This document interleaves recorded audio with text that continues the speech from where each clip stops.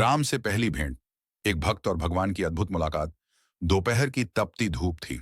दूर दूर तक घना जंगल फैला हुआ था। उसी जंगल में अर्षि मतंग के आश्रम के पास किष्किंधा पर्वत की तलहटी में एक साधारण सा वानर अत्यंत विनम्र भाव से तपस्या कर रहा था।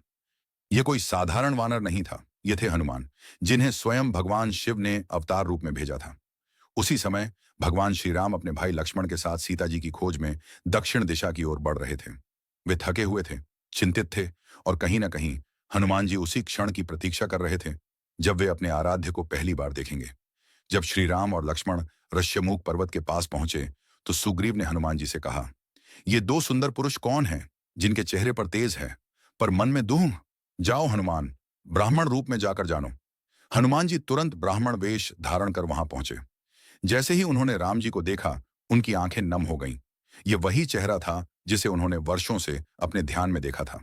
मन से राम के अनन्य भक्त हनुमान पहली बार साक्षात दर्शन कर रहे थे।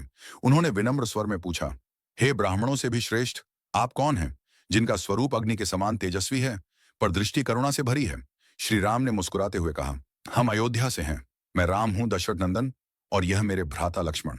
हम अपनी पत्नी सीता की खोज में निकले हैं, जिनका हरण राक्षस रावण ने कर लिया है। हनुमान जी का रोम रोम पुलकित हो गया।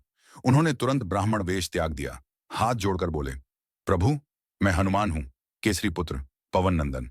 मेरे जीवन का उद्देश्य ही आपके चरणों में समर्पण है।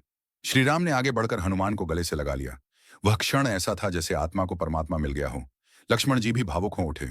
वहीं से शुरू हुई भगवान और भक्त की वो अद्भुत यात्रा जिसने पूरी रामायण की दिशा बदल दी। राम को हनुमान मिले और हनुमान को उनका जीवन का ध्येय